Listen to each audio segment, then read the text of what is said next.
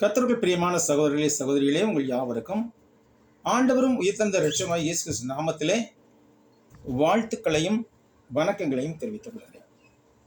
இன்றைய நாளில் நாம் ஆதியாகமம் 46ஆம் அதிகாரத்திலே 2ஆம் பாகத்தை பார்க்க இருக்கின்றோம்.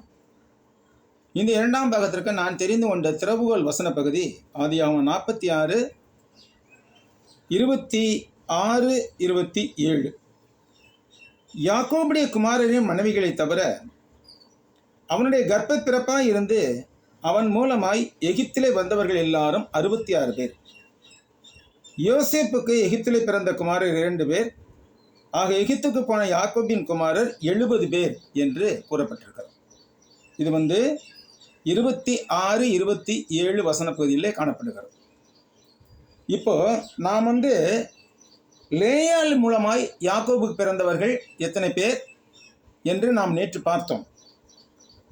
லேயாளின் மூலமாய் யாக்கோபுக்கு பிறந்தவர்கள் மொத்தம் 33 பேர் என்று முந்தைய யூடியூபில் பார்த்தோம். இப்பொழுது அடுத்த 3 பேர் இருக்கிறார்கள் இல்லையா? லேயாளுடைய வேலைக்காரி சில்பால், ராக்கேலுடைய வேலைக்காரி பில்கால். இந்த 3 பேருக்கும் பிறந்த பிள்ளைகள் என்னன்னு கொஞ்சம் கணக்கு பார்ப்போம். லேயாள் மூலமாக யாக்கோபு பிறந்த பிள்ளைகள் வேற பிள்ளைகள் மொத்தம் 33 பேர் என்று பார்த்தோம். அடுத்து சில்பால். இந்த சில்பால் லேயாளுக்கு வேலைக்காரியாக கொடுக்கப்பட்டவள். இவள் மூலமாக யாக்கோபு பிறந்த மகன்கள் 2 பேர், காத் மற்றும் ஆசேர்.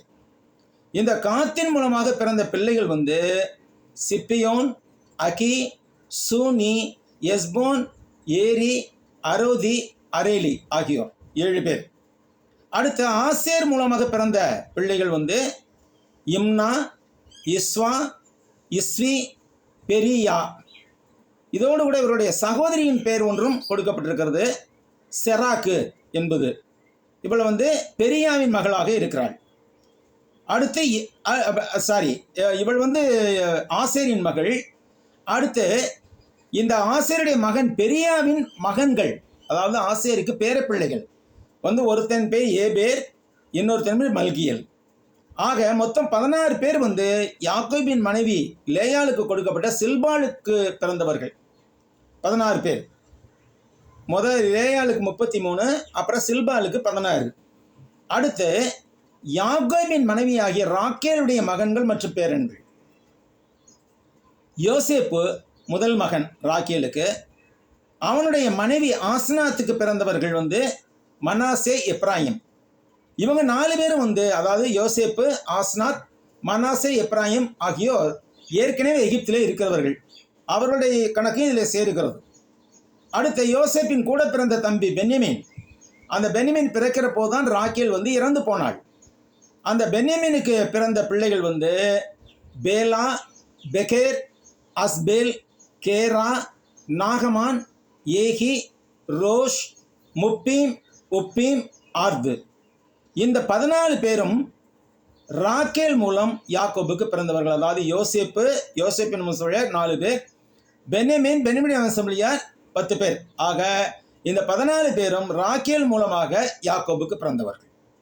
ஆக லேயாள் மூலமாக 33 பேர், சில்பால் மூலமாக 16 பேர், ராக்கேல் மூலமாக 14 பேர். அடுத்து பில்கால் மூலமாக, அதாவது ராக்கேலுடைய வேலைக்காரி மறுமனையாட்டையாக கொடுக்கப்பட்டவள், யாக்கோபுக்கு மறுமனையாட்டையாக கொடுக்கப்பட்ட பில்காலுடைய பிள்ளைகள் யாருன்னு பார்க்கும்போது தான் மற்றும் நத்தலி. இதில் தானுக்கு ஒரே ஒரு மகன் தான் இருக்கிறான், உசீம் என்று சொல்லி ஒரு மகன் இருக்கிறான். அடுத்து நப்தலியோட பிள்ளைகள் யாத்சியேல், கூனி, எஸ்சேர், சில்லேம் ஆகியோர். ஆக இந்த 7 பேரும், அதாவது தான், நப்தலி மற்றும் தானுடைய மகன்கள் உசீம், நப்தலியுடைய மகன்கள் யாத்சியேல், கூனி, எஸ்சேர், சில்லேம். இந்த 7 பேரும் ராக்கேலுக்கு வேலைக்காரியாக தரப்பட்ட பில்கால் மூலமாக யாக்கோபுக்கு பிறந்தவர்கள். ஆக யாக்கோபுடைய மகன்களுடைய மனைவிகளை தவிர அவன் மூலமாய் எகிப்திலே வந்தவர்கள் 66 பேர். எப்படின்னு பார்க்கும்போது லேயாள் மூலமாக 33 பேர், சில்பால் மூலமாக 16 பேர், ராக்கேல் மூலமாக 14 பேர், பில்கால் மூலமாக 7 பேர்.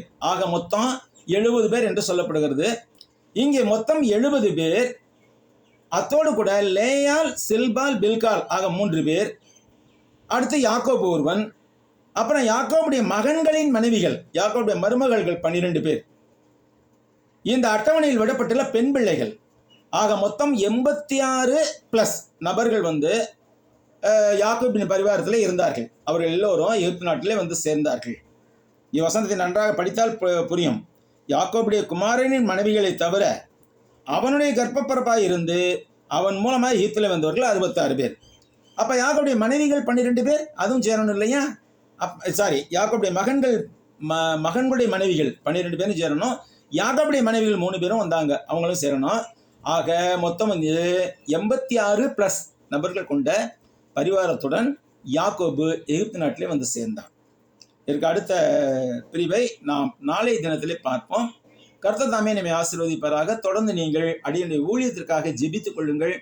முக்கியமாக வலைத்தள ஊழியத்திற்காகவும் தபால் பாட ஊழியத்திற்காகவும் ஜெபியுங்கள். அஞ்சலி பாடத்திற்கு அநேகர் விண்ணப்பம் அனுப்பியிருக்கிறீர்கள். அவர்களுக்கெல்லாம் விண்ணப்பத்தாளும் விளக்கப்படிவமும் அதோட அறிமுக பணம் அனுப்பி கொண்டிருக்கிறேன். உங்களுக்கு தேவை என்றால் நீங்கள் என்னை வாட்ஸ்அப்பில் தொடர்பு கொள்ளலாம். வாட்ஸ்அப் எண் 88073383337 880733837. அந்த வாட்ஸ்அப் எண்ணுக்கு உங்களுடைய முகவரி அனுப்பினால் நான் உங்களுக்கு விண்ணப்பத்தாலும் விளக்க குறிப்பும் அதோட அறிமுக பாடமும் அனுப்பி வைப்பேன். நீங்கள் இதை படித்து அனுப்பின பிற்பாடு மெயின் பாடங்கள், தபால் பாடங்கள் அனுப்பப்படும். கர்த்தர் தாமே நம்மை ஆசீர்வதிப்பாராக. எனக்காக ஜெபிங்கள் சகோதர சகோதரி. நானும் உங்களுக்காக ஜெபித்துக் கொள்கிறேன். நன்றி, வணக்கம்.